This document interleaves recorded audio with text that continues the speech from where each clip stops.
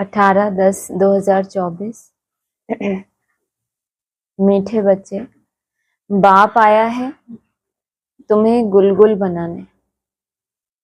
तुम फूल बच्चे कभी किसी को दुख नहीं दे सकते, सदा सुख देते रहो। प्रश्न है, किस एक बात में तुम बच्चों को बहुत बहुत खबरदारी रखनी है? उत्तर है, मनसा वाचा कर्मणा, अपनी जबान पर बड़ी खबरदारी रखनी है। बुद्धि से विकारी दुनिया की सब लोक लाज, कुल की मर्यादाएं भूलनी है। अपनी जांच करनी है कि हमने कितने दिव्य गुण धारण किए।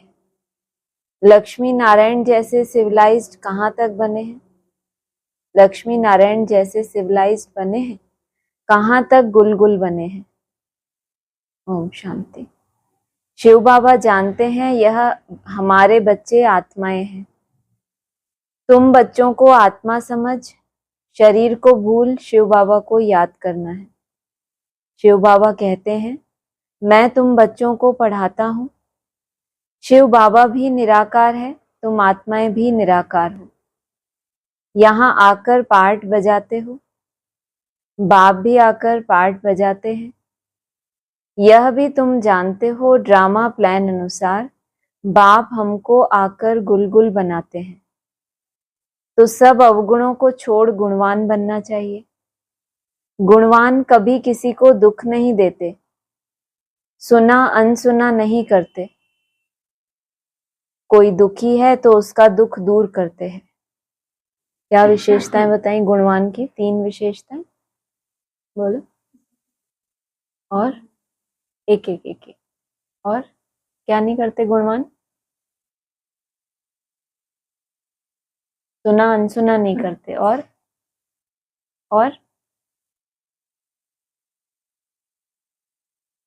दूसरे का दुख दूर करते हैं। नहीं दिया दुख वो ठीक है, उसके बाद सुना अनसुना नहीं किया, तभी तो गुणवान बने ना। बाबा तो मुरली में रोज नए नए गुणों की बात करता है, युक्तियां बताता है। अगर सुना अनसुना कर देंगे तो वो गुण धारण कैसे होगा? तो गुणवान बने हैं तो जरूर जो सुना है उसको धारण करने के लिए भी मेहनत की। कोई दुखी है तो उसका दुख दूर करते हैं। बाप भी आते हैं तो सारी दुनिया के दुख जरूर दूर होने हैं। बाप तो श्रीमत देते हैं, जितना हो सके पुरुषार्थ कर सभी के दुख दूर करते रहो। पुरुषार्थ से ही अच्छा पद मिलेगा, पुरुषार्थ ना करने से पद कम हो जाएगा। वह फिर कल्प कल्पांतर का घाटा पड़ जाता है। बाप बच्चों को हर बात समझाते हैं। बच्चे अपने को घाटा डालें, यह बाप नहीं चाहता। दुनिया वाले फायदे और घाटे को नहीं जानते, इसीलिए बच्चों को अपने पर रहम करना है।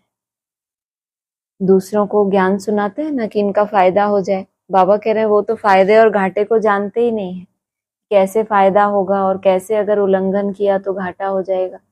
जिनको ज्यादा समझ है उनको ज्यादा बोझ चढ़ेगा ना। जो छोटा बच्चा है गलती करता है तो उसके ऊपर कोई ज्यादा बोझ नहीं, ज्यादा सजा नहीं मिलती। कोई समझदार होगा तो उसको ज्यादा। तो बाबा कह रहे हैं फायदे और घाटे का दुनिया को तो पता ही नहीं, इसीलिए बच्चों को अपने पर रहम करना है, श्रीमत पर चलते रहना है। भले बुद्धि इधर उधर भागती है तो भी कोशिश करो कि हम ऐसे बेहद के बाप को क्यों नहीं याद करते हैं, जिस याद से ही ऊंच पद मिलता है। कम से कम स्वर्ग में तो जाते हैं। ज्यादातर ब्राह्मण क्या पुरुषार्थ करते हैं? हम स्वर्ग में जाएंगे। बाबा क्या कह रहे हैं? क्या बोला?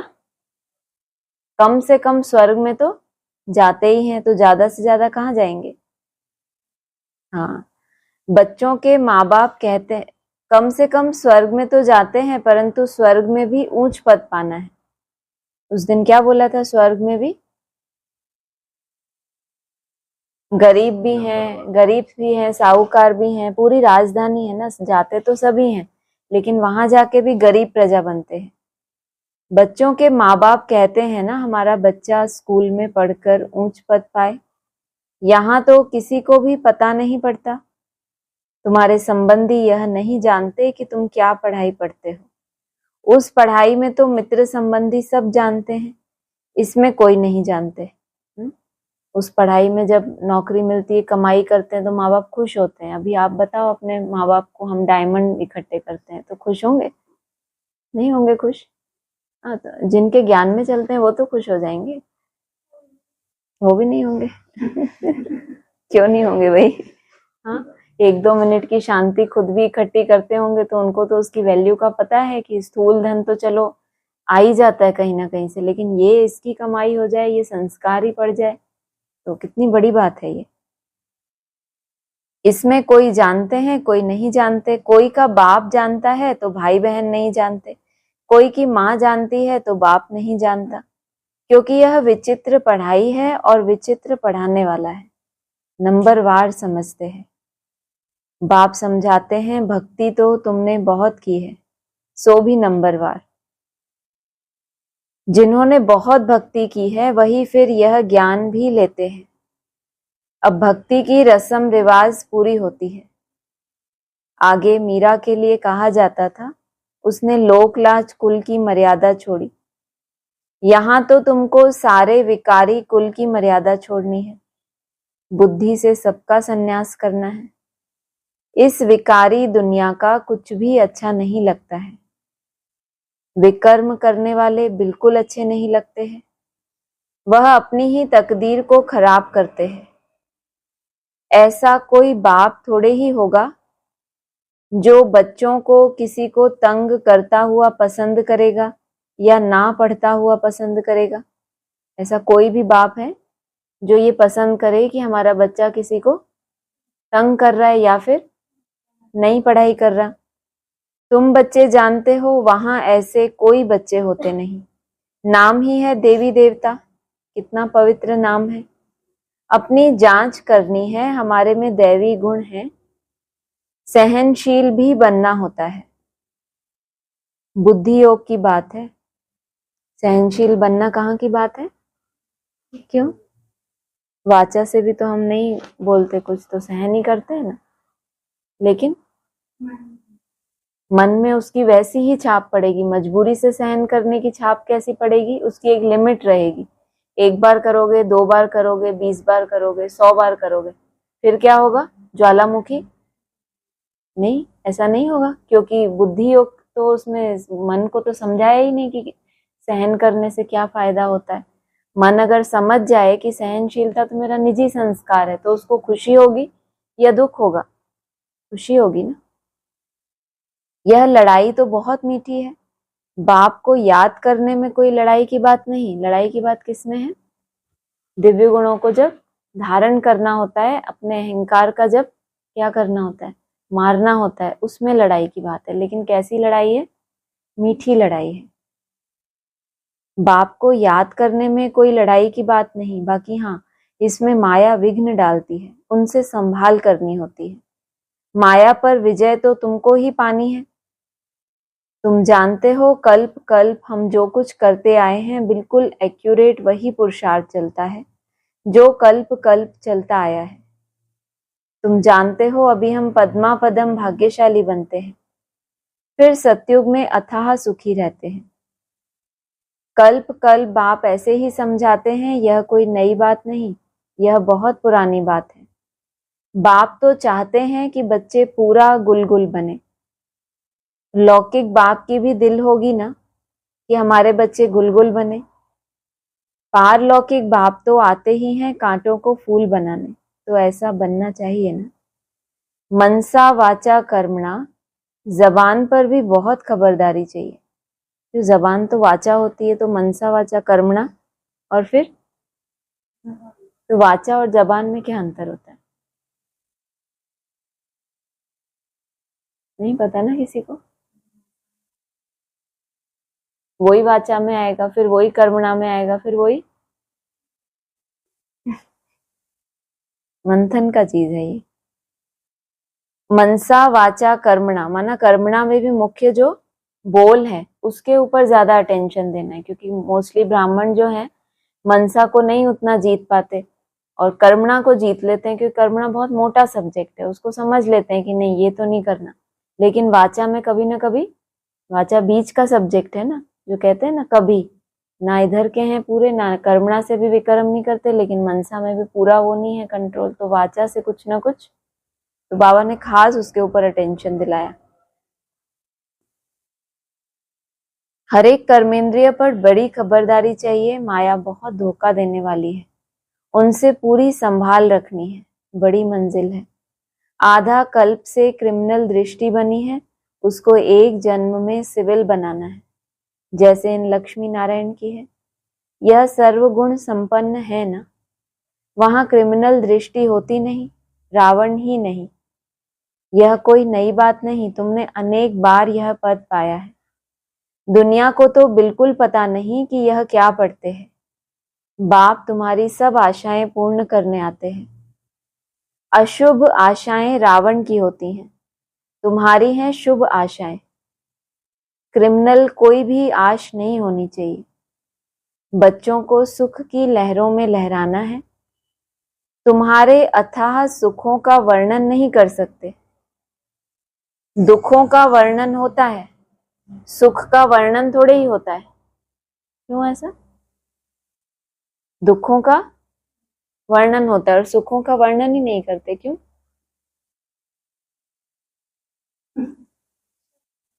है क्योंकि वो अथाह है, क्या वर्णन करें। इतना ज्यादा दुखी थे और इतनी खुशी एकदम से मिले तो अथाह है ना। था माना उसकी कोई था ही नहीं पा सकता। तो जैसे कहते हैं ना अतीन्द्रिय, है ना, इंद्रियों से भी परे का है। तो अब बोल में आके कैसे कोई बताएगा? इंद्रियों से तो परे का सुख है ना वो। दुखों का वर्णन होता है, क्योंकि दुख कब होता है? जब देह भान में है, तो वर्णन भी करेंगे। जब सुख मिलने लगे तो आत्मा अभिमानी बन गए, तो बोल बोल ही खत्म हो गया। तो अब क्या वर्णन करें? जब तुम्हें मिलेगा तो खुद ही अनुभव कर लेना। हम क्या बताएं? सुख का वर्णन थोड़े ही होता है। तुम सब बच्चों की एक ही आश है कि हम पावन बने। कैसे पावन बनेंगे? सो तो तुम जानते हो कि पावन बनाने वाला एक बाप ही है, उसकी याद से ही पावन बनेंगे। फर्स्ट नंबर नई दुनिया में पावन यह देवी देवता ही है। पावन बनने में देखो ताकत कितनी है। तुम पावन बन पावन दुनिया का राज्य पाते हो, इसीलिए कहा जाता है इस देवता धर्म में ताकत बहुत है। यह ताकत कहाँ से मिलती है? सर्वशक्तिमान बाप से। घर में तुम मुख्य 2-4 चित्र रख बहुत सर्विस कर सकते हो। वह समय आएगा, कर्फ्यू आदि ऐसा लग जाएगा जो तुम कहाँ आ जा भी नहीं सकेंगे। तुम हो ब्राह्मण, सच्ची गीता सुनाने वाले। नॉलेज तो बड़ी सहज है। जिनके घर वाले सब आते हैं, शांति लगी पड़ी है, उन्हों के लिए तो बहुत सहज है। 2-4 मुख्य चित्र घर में रखे हों। यह त्रिमूर्ति, गोला, झाड़ और सीढ़ी का चित्र भी काफी है। उनके साथ गीता का भगवान कृष्ण नहीं, वह भी चित्र अच्छा है। पहले कहते थे गीता के भगवान का चित्र, अभी बोला गीता के भगवान श्री कृष्ण नहीं है, ऐसा भी कोई चित्र होगा। कितना सहज है, इसमें कोई पैसा खर्च नहीं होता। चित्र तो रखे हैं, चित्रों को देखने से ही ज्ञान स्मृति में आता रहेगा। कोठरी बनी पड़ी हो, उसमें भले तुम सो भी जाओ, अगर श्रीमत पर चलते रहो तो तुम बहुतों का कल्याण कर सकते हो। कल्याण करते भी होंगे, फिर भी बाप रिमाइंड कराते हैं, ऐसे ऐसे तुम कर सकते हो। ठाकुर जी की मूर्ति रखते हैं ना, इसमें तो फिर है समझाने की बातें। जन्म जन्मांतर तुम भक्ति मार्ग में मंदिरों में भटकते रहते हो, परंतु यह पता नहीं कि यह है कौन। मंदिर में देवियों की पूजा करते हैं, उनको ही फिर पानी में जाकर डुबोते हैं। कितना अज्ञान है। पूज्य की पूजा कर फिर उनको उठाकर समुद्र में डाल देते हैं। गणेश को, माँ को, सरस्वती को भी डुबोते हैं। बाप बैठ बच्चों को कल्प कल्प यह बातें समझाते हैं, रियलाइज कराते हैं। तुम यह क्या कर रहे हो? बच्चों को तो नफरत आनी चाहिए, जबकि बाप इतना समझाते रहते हैं। मीठे मीठे बच्चों, तुम यह क्या करते हो? इनको कहते ही हैं विषय वैतरणी नदी। ऐसे नहीं कि वहां कोई क्षीर का सागर है? कहाँ दिखाते हैं? वैकुंठ को क्या दिखाते हैं? क्षीर सागर, जहां पर विष्णु निवास करते हैं। बाबा कहते हैं ऐसा नहीं कि कोई दूध का सागर है, परंतु हर चीज वहां ढेर होती है। जैसे कहते हैं ना दूध की नदियां बहती हैं, तो कोई नदी तो ऐसी होती नहीं, लेकिन कोई चीज बहुत ज्यादा होती है तो कहते हैं जैसे कि नदियां बह रही हैं। कोई चीज पर पैसे नहीं लगते, पैसे तो वहां होते ही नहीं। सोने के ही सिक्के देखने में आते हैं, जबकि मकानों में ही सोना लगता है। सोने की ईंटें लगती हैं, तो सिद्ध होता है वहां सोने चांदी का मूल्य ही नहीं। यहाँ तो देखो कितना मूल्य है। तुम जानते हो एक एक बात में वंडर है।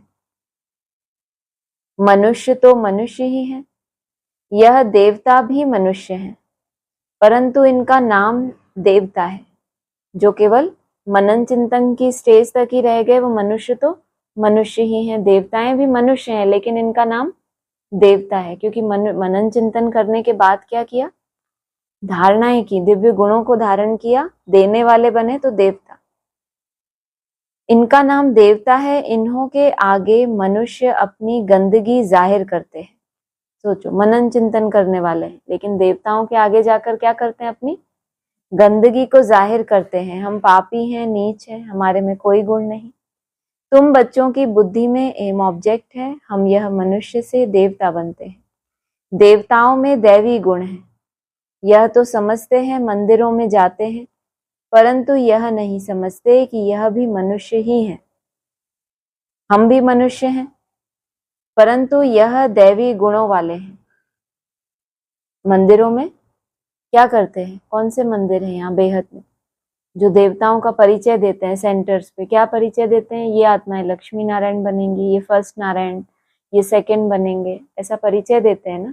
ये अंतर नहीं समझते कि हम भी मनुष्य हैं, ये भी मनुष्य थे, लेकिन ये दैवी गुणों वाले थे। अगर हम भी चाहें तो ऐसे बन सकते हैं। तो एम ऑब्जेक्ट कुछ भी नहीं है। तो जैसे वो लोग मंदिरों में जाते हैं, मूर्तियों की महिमा करते हैं, ये ऐसे देवताएं थे, फलाने थे, लेकिन फिर ये बुद्धि में नहीं है कि हम भी ऐसे बन सकते हैं। यह नहीं समझते कि यह भी मनुष्य ही है, हम भी मनुष्य हैं, परंतु यह दैवी गुण वाले हैं और हम आसुरी गुणों वाले हैं। अभी तुम्हारी बुद्धि में आता है कि हम कितने नालायक थे। इन्हों के आगे जाकर गाते थे आप सर्वगुण संपन्न हो। अभी बाप समझाते हैं यह तो पास्ट होकर गए हैं, इनमें दैवी गुण थे, अथाह सुख थे, फिर वही अथाह दुखी बने हैं। इस समय सभी में 5 विकारों की प्रवेशता है। अभी तुम विचार करते हो कैसे हम ऊपर से गिरते गिरते एकदम पट आकर पड़े हैं। भारतवासी कितने साहूकार थे, अभी तो देखो कर्जा उठाते रहते हैं।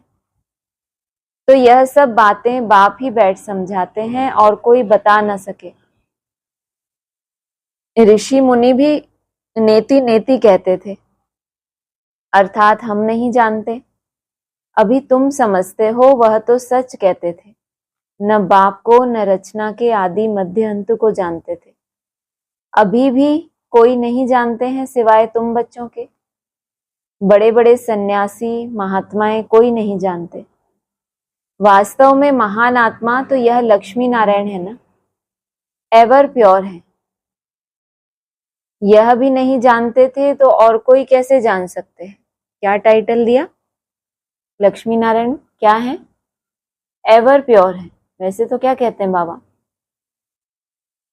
हाँ, एक ही है जो एवर प्योर है। यहाँ क्या बोला? लक्ष्मी नारायण एवर प्योर है। एवर माना जो उनका पूरा कल्प है, उसमें बाकी आत्माओं के मुकाबले, जैसे बोला है ना ज्योति पूरी बुझ नहीं जाती, कोई कोई की ज्योति लास्ट जन्म तक भी इतनी रहती है कि शिव की प्रेरणा को वो कैच कर सके, तो उनको कहेंगे पूरे ड्रामा में सबके मुकाबले हमेशा ही प्योर रहे। इतनी सिंपल बातें बाप समझाते हैं, परंतु कई बच्चे भूल जाते हैं। कई अच्छी रीति गुण धारण करते हैं तो मीठे लगते हैं। जितना बच्चों में मीठा गुण देखते हैं तो दिल खुश होती है। कोई तो नाम बदनाम करते हैं। यहाँ तो फिर बाप टीचर सतगुरु है, तीनों की निंदा कराते हैं। सत बाप, सत टीचर और सत गुरु की निंदा कराने से फिर ट्रिपल दंड पड़ जाता है। 3 हो गए, एक मिला था तो ही फायदा था, एक का उल्लंघन। अब 3 का परिचय मिल गया तो फिर बोझ कितना हो गया? ट्रिपल दंड पड़ जाता है। परंतु कई बच्चों में कुछ भी समझ नहीं है। बाप समझाते हैं ऐसे भी होंगे जरूर, माया भी कोई कम नहीं है, आधा कल्प पाप आत्मा बनाती है।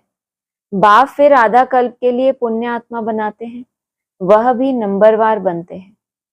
बनाने वाले भी 2 हैं, राम और रावण। राम को परमात्मा कहते हैं, राम राम कहकर फिर पिछाड़ी में शिव को नमस्कार करते हैं, वही परमात्मा है। परमात्मा के नाम गिनते हैं, तुमको तो गिनती की दरकार ही नहीं। यह लक्ष्मी नारायण पवित्र थे ना, कितने नाम गिनते हैं, फिर उनके कर्तव्य गिने, फिर उस शिव ने कितनों में पार्ट बजाया वो ढूंढे। तुम तो गिनती से एक शिव बाबा दूसरा ना कोई, माना तुम गिनतियों में जाते ही नहीं कि ये 1 में है कि 2 में है कि 4 में है। जो पास्ट हो गई है उसको स्वर्ग नई दुनिया कहा जाता है। फिर जैसे पुराना मकान होता है तो टूटने लायक बन जाता है, यह दुनिया भी ऐसे है। अभी है कलयुग की पिछाड़ी। कितनी सहज बातें हैं समझने की, धारण करनी और करानी है। बाप तो सबको समझाने के लिए नहीं जाएंगे।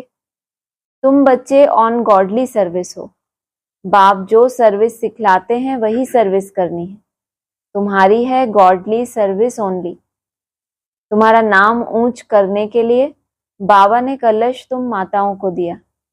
ऐसे नहीं कि पुरुषों को नहीं मिलता है, मिलता तो सबको है।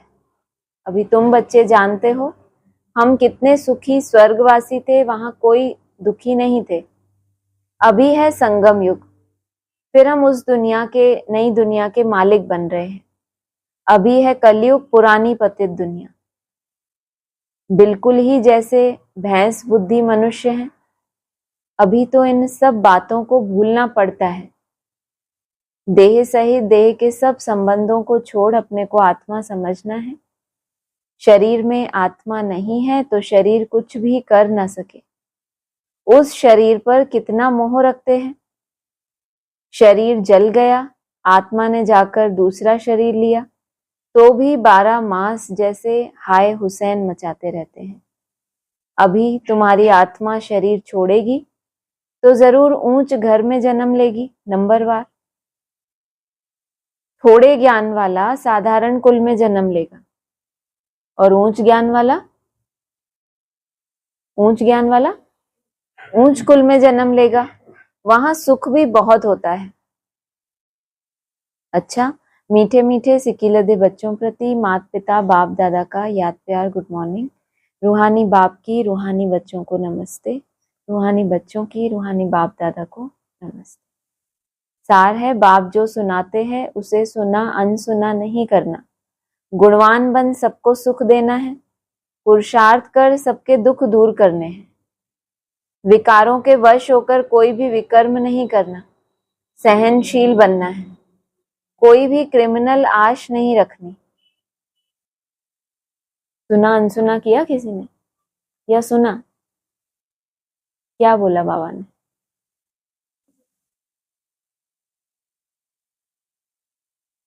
और क्या बोला आज मुरली में? ये तो मैंने ही बोला अभी अभी। और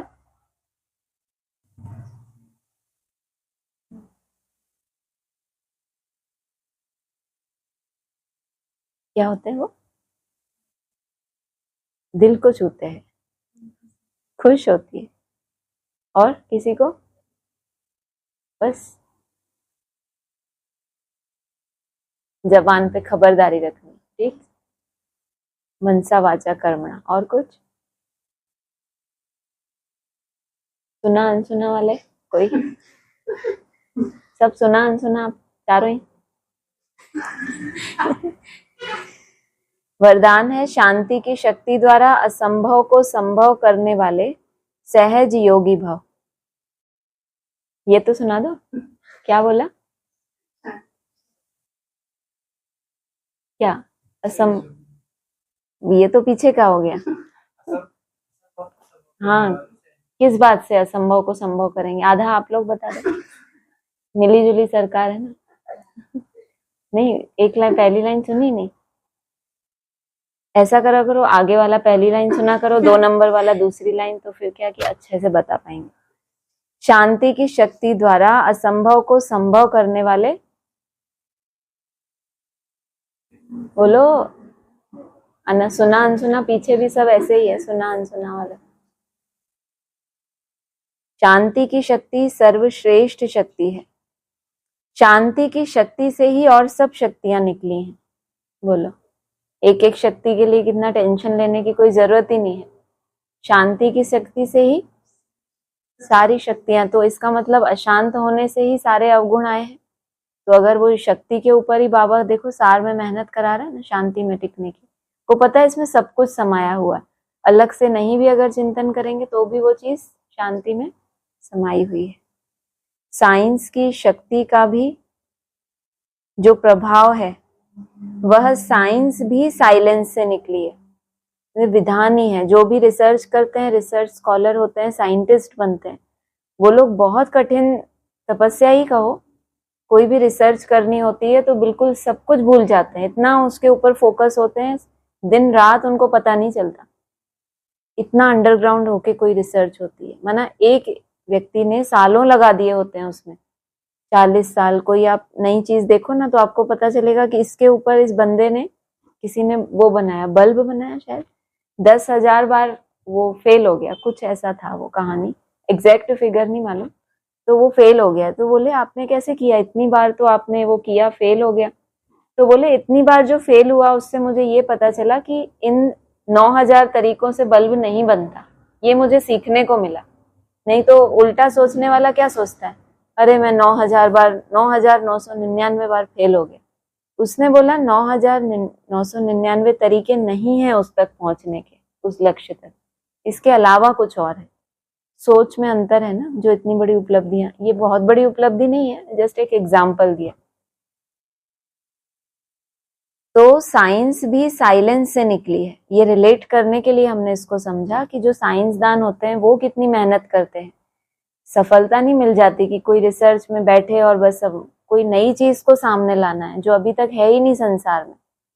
साइंस ने कितने ऐसे इन्वेंशन किए हैं जो पहले थे ही नहीं कभी, आज से 100 साल पहले या कुछ वर्ष पहले भी नहीं थे। तो ऐसे बोला साइंस भी साइलेंस से निकली है। तो शांति की शक्ति से जो चाहो वह कर सकते हो, असंभव को भी संभव कर सकते हो।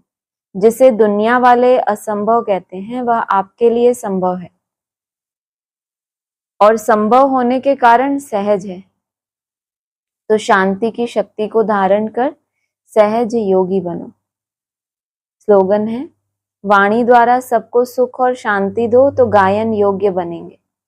पहले शांति में टिके, फिर वाणी द्वारा सबको शांति दें, ऐसा तो फिर हमारी शांति खत्म हो गई।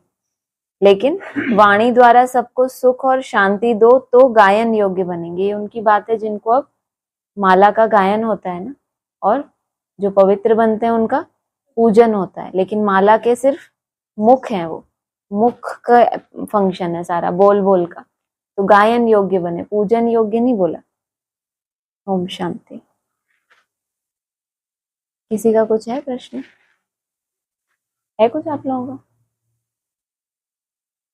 बोलना आपको? हाँ बोलिए।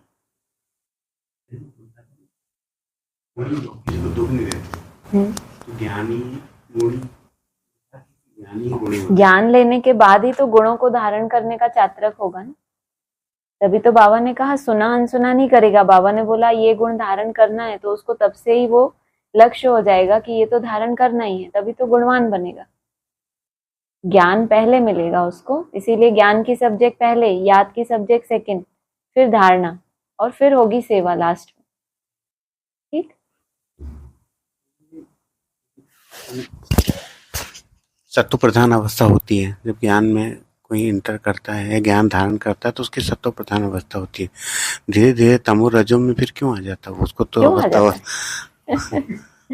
क्योंकि ये विधान सत्व प्रधान अवस्था है। हाँ? बोलते हैं ना नए बच्चों की सत्व प्रधान अवस्था है, तो वो तो होता ही है ना, क्योंकि जो जिस चक्र में आप आ गए, उस चक्र में सबकी एक जैसी नहीं होती है, सतो प्रधान सतो रजो तमो सबकी एक जैसी नहीं होती है। उसमें भी फर्क है कि अगर ज्ञान मिलने के बाद की 4 अवस्थाएं हैं तो ज्ञान को उतना सीरियसली धारण नहीं किया तब 4 अवस्थाओं में जाते हैं। कोई कोई ब्राह्मणों की वैसी 4 अवस्थाएं कभी होती ही नहीं, अप डाउन कभी ज्यादा हो गया कभी कम, लेकिन उनका वो जो बाबा कहते हैं ना, सांप जो होता है धारा को काटते हुए ऊपर जाता है, माना सारी दुनिया नीचे जा रही है और वो ऊपर जा रहे हैं, तो उल्टा हो गया। तो सबके लिए ऐसा नहीं होता। विशेष आत्माएं अपना जो अपनी विशेषता को कैसे दिखाएंगी जब विपरीत परिस्थितियों में वो ऊपर जा रही हैं, इसी से तो पता चलेगा कि ये विशेष है और ये साधारण है। और कुछ 12 फरवरी 2024 नहीं है ना, यहीं तक हुआ था ना।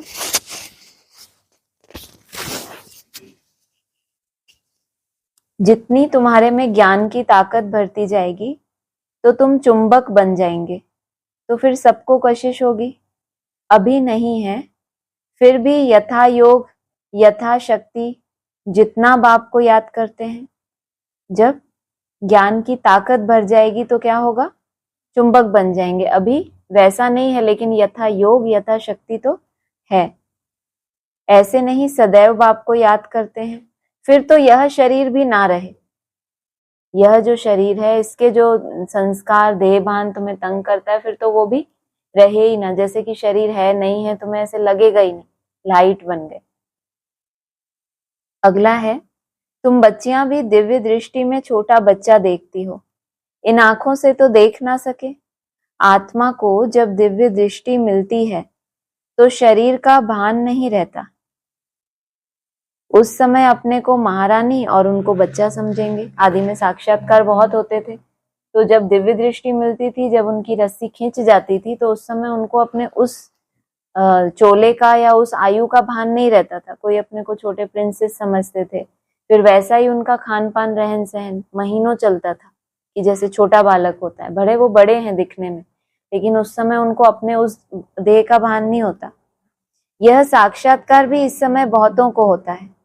सफेद पोषधारी का भी साक्षात्कार बहुतों को होता है। अभी फिर हो गई बेहद की बात कि माना ब्रह्मा का रूप कैसा है, ब्रह्मा बाबा कैसे थे, बुजुर्ग तन था ना, लेकिन साक्षात्कार कैसा होता था, जैसे कि ये क्या है, बच्चा है, छोटा बालक है, और मैं क्या हूं, मैं महारानी हूं। तो अभी तो मन बुद्धि की बात हो गई और तब बंद आंखों की बात थी। सफेद पोषधारी का भी साक्षात्कार बहुतों को होता है। फिर उनको कहते हैं तुम इनके पास जाओ, ज्ञान लो तो ऐसा प्रिंस बनेंगे। 13/2/24 का है, योग के लिए दिन प्रतिदिन नई बातें भी समझाते हैं। आगे थोड़े ही यह समझाते थे अपने को आत्मा समझ, बाप को याद करो। अब बाबा जोर से उठाते हैं।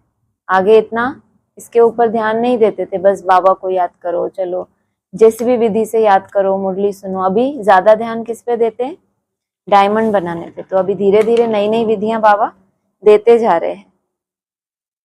पतित पावन बाप को याद करने से ही आत्मा में तेज आता है। कोई जिज्ञासु को जलवा आदि दिखाना हो तो बाबा की प्रवेशता भी हो जाती है। माँ बाप दोनों ही मदद करते हैं, कहीं नॉलेज की कहीं योग की।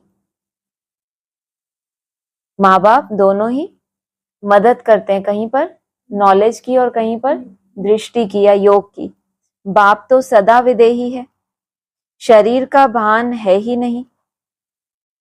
विदेही का अर्थ शरीर का जिसको भान नहीं है, इसका मतलब शरीर है लेकिन तुम्हारे सदृश नहीं है और शरीर का भान भी नहीं है। तो बाप दोनों ताकत की मदद दे सकते हैं, एक ज्ञान की और एक योग की, दोनों ही ताकत की मदद बाप दे सकते हैं। कई बच्चे भल समझाते बहुत अच्छा है परंतु योग है नहीं। अशरीरी बन बाप को याद करें, वह है नहीं, याद में ठहर नहीं सकते। भले समझते हैं, हम अच्छा समझाते हैं, म्यूजियम आदि भी खोलते हैं, परंतु याद बहुत कम है। अपने को आत्मा समझ बाप को याद करते रहें, इसमें ही मेहनत है। म्यूजियम खोलना बड़ी बात नहीं, लेकिन हम चैतन्य म्यूजियम में रखी जाने वाली मूर्ति बने, उसमें मेहनत है। बाप वार्निंग देते हैं, ऐसे मत समझो कि हम तो बहुत अच्छा कन्विंस कर सकते हैं, परंतु इससे फायदा ही क्या। हाँ, बहुत अच्छा आपने मंथन किया, दूसरों को भी समझा लिया, बहुतों को कन्विंस कर लिया अपनी बात से, लेकिन बाबा को दिख रहा है उससे कोई भी फायदा है ही नहीं। चलो स्वदर्शन चक्रधारी बन गए, परंतु इसमें तो विदेही बनना है। अगर बाप के नजदीक जाना है, अगर ऊंचा लक्ष्य है, तो सिर्फ मनन चिंतन और बात को समझाने से नहीं होगा, इसमें तो विदेही बनना है। 14-2-24 का है। अब तुमको एकदम ज्ञान का तंत्र मिला है, शुरू में तो पुराना ही ज्ञान था, धीरे धीरे तुम समझते ही आए हो। विवेक भी कहता है बाप है ही सत्य, वह जरूर सत्य ही बताएंगे। यह ब्रह्मा भी पढ़ते हैं, तुम भी पढ़ते हो। यह कहते हैं मैं भी स्टूडेंट हूं, पढ़ाई पर अटेंशन देता हूं। एक्यूरेट कर्मातीत अवस्था तो अभी बनी नहीं है। कर्मातीत अवस्था की भी क्या है, बहुत सारी स्टेजेस होती हैं, तो अभी उसमें भी जो एक्यूरेसी चाहिए, इसीलिए बोला अंत का भी अंत। एक होती है अंतिम वानप्रस्थ अवस्था, और एक होती है वानप्रस्थ अवस्था, और एक होता है वानप्रस्थ में जाने के लिए पुरुषार्थ करना, और एक तो फिर उससे भी पीछे की अवस्थाएं होती हैं। सारी अवस्थाएं हैं कहाँ, कर्मातीत जाने की, कि कर्मों से परे चले जाएं, लेकिन उसमें भी एक्यूरेसी और पीछे की स्टेजेस हैं। यह सीढ़ी देख लोग बड़ा वंडर खाते हैं, तो बाप ने क्या क्या समझाया है। यह ब्रह्मा भी बाप से ही सीखा है, जो समझाते रहते हैं। यह ब्रह्मा भी किससे सीखा आपने, बाप से ही सीखा। इतने इतने पेज बैठ के लिखाते थे, फिर उनको क्या करते थे, उनको बोलते थे कि अभी ये पढ़ के सुनाओ कि सही पढ़ते हैं कि नहीं। 6-6 7-7 बार वो मुरली उनसे सुनी जाती थी। तो इसको कहेंगे सीखना। सीखने के लिए ट्रेनिंग चाहिए कि ये मुरली को कैसे पढ़ना है, इसमें क्या समझना है, कैसे समझाना है। तो यह ब्रह्मा भी बाप से ही सीखा है, जो समझाते रहते हैं। अच्छा, ओम शांति। किसी को ऑनलाइन तो नहीं? हाँ जी, ऑनलाइन किसी को कुछ बोलना तो नहीं? ओम शांति। ठीक है। अच्छा।